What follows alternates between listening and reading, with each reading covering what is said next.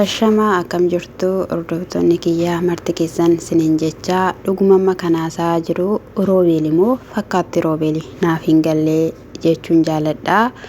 Qoy amallinni kuneessaa dhufe nuti kan beennu maraataa dubbii kan hin beenne jennee kan yaadaa turre jechuudha. Haa ta'uyyuu malee jechuudha. Birookeen immoo jechuudha. Maali yoo markee irraa gadi buute jechuudha. Irraa gadi bu'iitii jechuudha. Lafa gadi taa'e siin jechuu jaalanna. Markeeni akka gaa'elli diigamuu fi aangoo yookiin immoo aboo qabaachaa hin jiru tokko ta'anii akka isaan jiraatan siin jennee sitti himaa jirra jechuudha. Isa biraan immoo dhaloonni X godhee sirratti hojjechaa jira. Kan argite hin barattu maatii jechuudha. Ammayyuu jechuudha CECU siimi jechuu dide malee jechuudha. Diigumsi gaa'ela kana hin sobdan fakkeessita jechuudha. Walitti deebisaa maal ta'a kan jechaa jirtu jechuudha. Fakkeenyaaf Roobeel yeroo Ermeellaa yeroo dubbatu maaliif qunaarta qoy? Ermeellaan dhufuun ishii rakkoo huumeenaa inni jedheedhu Ermeellaa itti maa gadi gombifamta? Maali inni gadi su gombisu gaala nama walakkaa dhufte ishiin immoo kunoo nama jaallatee dhabe taatee jirti jechuudha. Sammuu maraachaatti jira jechuudha.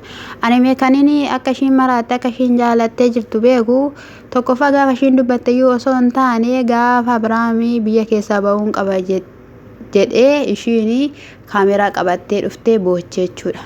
Namicha haadha manaa qabu faana gaafa ishiin boocha akka ishiin jaalalaan qabamte akkasumas immoo dhiironni akka ishiin jaalannee gowwaasa kana argatte akka ishiin itti hirkatte gaaf sana barree jechuudha.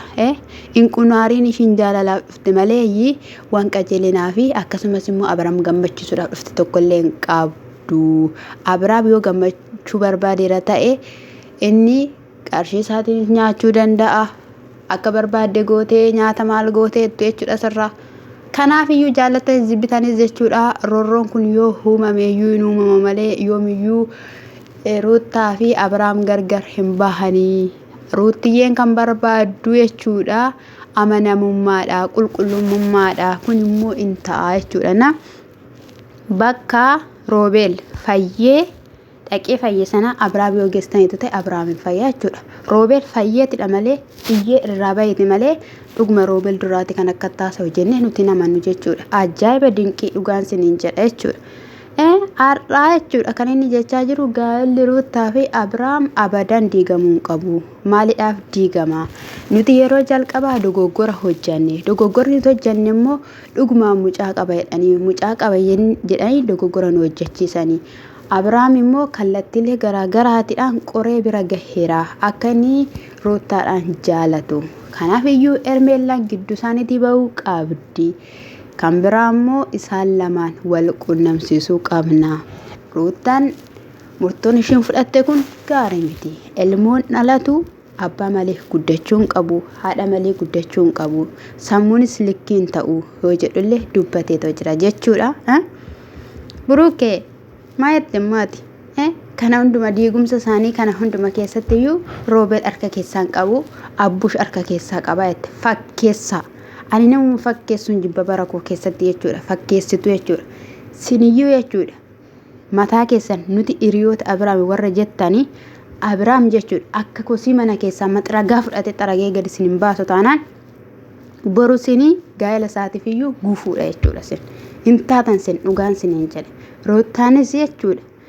Akkas jettee hiriyaa dhiiraa hiriyaa Abiraam waammattee akka durii bakkee garaagaraatti wajjiniin bashannanuu maal ta'u amanuu kanaa booddee tasumayyuu hin yaadin. Qobaa kee mucaa kee faana jireenya kee itti fufisiin jenna jechuudha.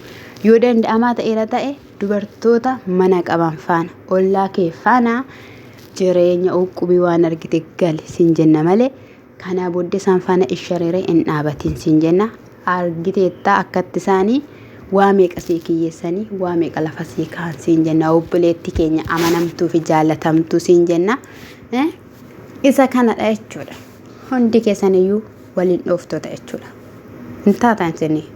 Amma Biruuk fa'ee amma inodeessi taami amma isuma kaleessa jechaa turte dagattee jechuudha. Haa ta'uyyuu malee ishee isa dhiifama sii goonee jirra jechuudha. Namni dogoggoruu dhiisu garuu inni har'ammoo jechuudha.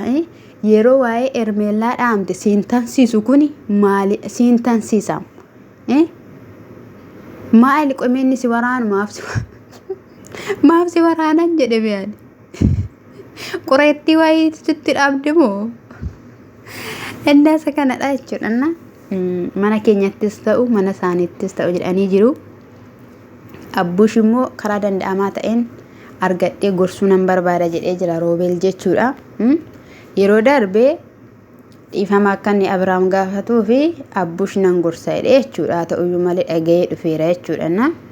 Amma nuti Abrahaam faana haasa'uu hin dandeenyu. Bilbilli isaa cufaadhaan naaf hin kaasu. Akkasumas immoo Ruuttaa fanallee taa'ee gaafa waa'ee kanaallee taasa'u Ruuttaan kaatee deemti. Kanaaf iyyuu immoo ta'uu hin qabu. Yoo ta'uu baatillee gaashee waamnee gaashee yeroo baay'ee waamneerra. Kanaaf iyyuu nama guddaadha. Isaan immoo rakkisuu hin barbaannu. Isaan lamaaniif haala mijeessinaa iddoo isaan taa'anii haasawanii jedhaniitoo jiru jechuudha. Manuma isaanii keessatti walitti fidaati biraa ba'aa bakka qollofatanii lachan isaanii wanta jiru haasa'an jechuudha. Namitti xonqolaadhaan dhufte kanammoo jechuudha jireenya isaanii keessaa buqqisaati baasaa jechuudha. Kuni xonqoltee dhufte malee nagaa miti jechuudha. Abrahaamin fajachiteetti jechuudha waan ta'een xuxxe jechuudha. Wanta akkanaa kun baay'atee jira biyya keenya keessatti jechuudha. Isa kanadha. Namni tokko immoo gaafa wanta tokko irratti hojjetameera ta'e giim jedha kan nama ajaa'ibu keessa. Ani fayyaadha jedha. Ani nagaadha jedha. Wanti nuti kooyyuu nagaadha jedha jechuudha. Maaliif akka inni akkas jedhuun irratti taasisaniiti itti mallatteessaniitti kennu waan ta'eef jechuudha. Saatii sanarratti iyyuu damaddamtee itti kennuu dandeessi namittiin kun hin beeknu nuti isa kanadha. Kanaaf iyyuu intala kana baasaa keessa. Baasaa dhugaan siniin jedhe. Nuti gaa'ela Abrahaam jechuun gaa'ela Ruuttaa jechuun gaa'ela keenya siniin jenneera. Ruuttaan baay'ee miidhamteetti. Baay'ee ammana kan hin jedhamne jechuudha. Har'a siniin lolaanii jechuudha. Baay'ee miite. Dubartii ulfaa. Argitanitti mimmaan ishee kaleessaa. Isa sagaleef gaddaan booche kaleessa gammachuun ishee boochise jechuudha. Kan gammachuu ishee nyaate immoo namitti kanadha jechuudha. Har'allee ta'anii borullee taanaan ishiin Ruuttaan boochisaa imimmaan ishee coccobsaa ofishiitti gammachuudhaani namicha kana jala seentee ammattee wajjin irrafuu barbaade jechuudha. Irraftu wajjin abaddan irraftu. Dhugaan siin jedhe narra fayyattee waan tokkotti yaadiin Roobee yaadni kee baay'ee gaariidha. Dhugaan siin jedhe hin bareeddeeyyuu argitee namni daba yaadne namni qajeelina yaadu hin bareeda jechuudha. Fuulli keeyyuu hin hafe abboo culcuu jettana joobira natti fakkaata turte jechuudha jalqaba. Amma garuu jechuudha dhugaan siin jedhe gogorrii fakkaata rabbi. Isa dhugaan siin jedha baay'ee bareeda ambassaa dhiiraa jechuudha. Yaadni kee baay'ee gaariidha. Hidda adda ba'umsa diigumsa gaa'ilaa hin barbaanne jechuudha. Abrahaam waan balleessan hin qabu jedhame waan amma kana balleessan hin qabanii jedhe lachan isaan iyyuu qixa balleessanii jedhe isa kanaaf immoo dhiifamni hin caalaa boruudhaan hin miidhamti Ruuttaanii jedhe akka har'aan ta'u jedhe. Kanaaf iyyuu warreen bukkee jiran suni akka gaa'illi diigamu barbaadu jedhe immoo buruu keenya jechuudha. Eenyutu bukkee jira?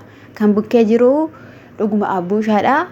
Markeedha jechuudha. Markeen guyyaa tokkittii sana haree gubatee waan Abrahaam akka yaadeetti dhabeef akka eegetti waan Abrahaam afeef yookiin immoo argachuu dhabeef farramiif jedhe jecha tokko bichaa dubbate. Isuma tamma kana sin qoxoqqochiisa qaame sin maaluma hojjettaniiti mee kanuma mucaa kan akkatti wanni gootan jechuudha. Siyaa farramu yoon jedha baarsadha.